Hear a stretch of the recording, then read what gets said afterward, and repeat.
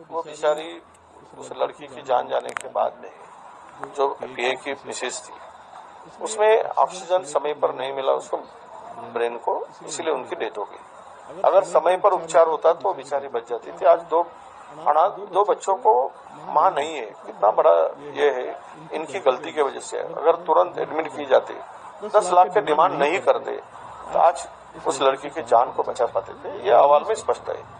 इसका मतलब यही है कि ये लोग पैसे के लिए हॉस्पिटल चलाते। हमारे प्रकाश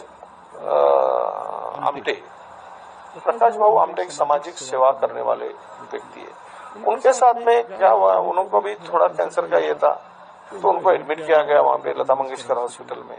पहले बोले कि हम लोग आमटे फैमिली से पैसे ही नहीं लेते, वहां के मैनेजमेंट ने कहा। फिर बाद में एडमिट करके उपचार शुरू हुआ तो दवा लाने के लिए उनके नजदीक के लोगों से, उनके आमटे फैमिली के जो एक नजदीक के लोग हैं, उनसे पैसे भरवाए गए 5 लाख रुपए।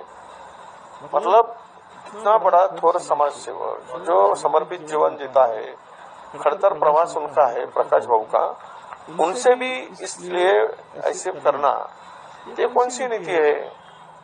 और आज वहां पे 20 रुपए में, चैरिटी में 20 रुपए में पेशेंट को एडमिशन देना चाहिए, तपासना चाहिए। आज 600 रुपए लेते हैं ओपीडी में, 600 रुपए के सिवा पेशेंट को हाथ नहीं लगाते। तो ये क्या कर रही है, इसके कैसी लूट चल रही है। तो इस तरह का जो काम वहां पे हो रहा है, तो उसको लेकर मैं मेरी टिप्पणी पे ठाम हूं। मैं कोई गलत नहीं कहा। ये जो गाते हैं वो मुफ्त नहीं गाते हैं, बिना पैसे से उन्होंने कोई गाना नहीं गाया है। और हर जगह में जहाँ पे भी गए होंगे तो पैसे लेकर गया है, वो उनका व्यवसाय है। तो व्यवसायी आदमी के साथ में सामाजिक बंधन का सवाल नहीं आता, तो इसीलिए वो इस तरह का हॉस्पिटल खड़ा करके भी समाज सेवा नहीं कर रहे।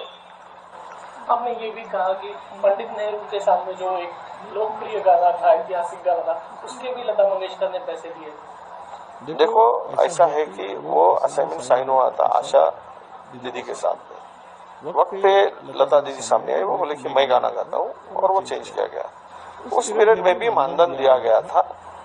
ये बातें वहां पे हुई है और उन्होंने मानधन लेकर वो गाना गाया है। ये मेरे पास में जानकारी है।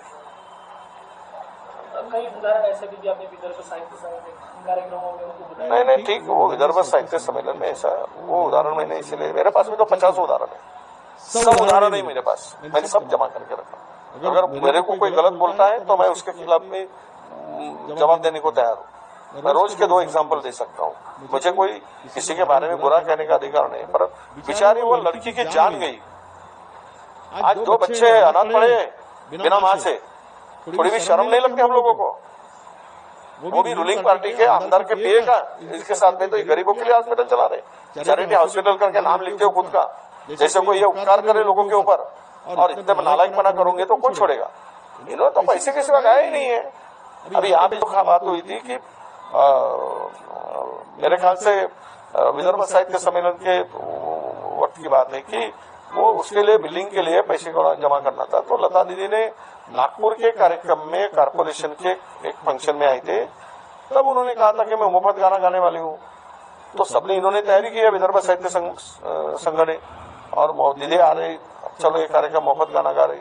तब उन्होंने मैसेज भेजा, फोन आया कि हम लोग पैसे तो लेते नहीं खुद, मगर कलाकारों का मानधन साथ में जो आते हैं म्यूजिशियन है उनका जो पैसे है, और 5 स्टार होटल में इनके रहने की व्यवस्था, और जाने के लिए स्पेशल, आने के लिए स्पेशल फ्लाइट, ये मांग की। तो उन्होंने पूछा कितना खर्चा आएगा, इन्होंने कहा कि 22 लाख रुपए के आसपास खर्चा आएगा। तो इन्होंने मना किया। फिर बाद में कुछ लोगों ने बोला कि दीदी आ रही, गाना होना चाहिए, तो सबने तैयारी की। अब गाना होना चाहिए 22 लाख रुपए के देने की, तो संघ ये रजिस्टर्ड है, विदर्भ साहित्य संघ चैरिटेबल संस्था है या रजिस्टर्ड संस्था है। तो उन्होंने बोला कि आप पैसे देते चेक से, तो उन्होंने चेक से देने के लिए मना किया। मना करने के बाद में बोले ठीक है, इन्होंने कॉम्प्रोमाइज करके कैश देने की बात की, तो रिसिप्ट मांगे, तो रिसिप्ट देने के लिए भी मना किया। तो इन्होंने सोचा कि 22 लाख रुपए उनको दे, तो ये बोले कि हम लोग सब व्यवस्था करते हैं। तो नहीं आप मत करो, 22 लाख रुपए हमको दे दो, सब व्यवस्था हम करेंगे। ये किसने कहा? दीनानाथ मंगेशकर जी ने कहा। तो ये सॉरी हृदयनाथ मंगेशकर जी ने कहा, दिनानाथ जी ने नहीं, हृदयनाथ। तो हृदयनाथ मंगेशकर जी ने तब ये कहा कि हम लोग पैसे दे दो, हम लोग ये कर लेंगे।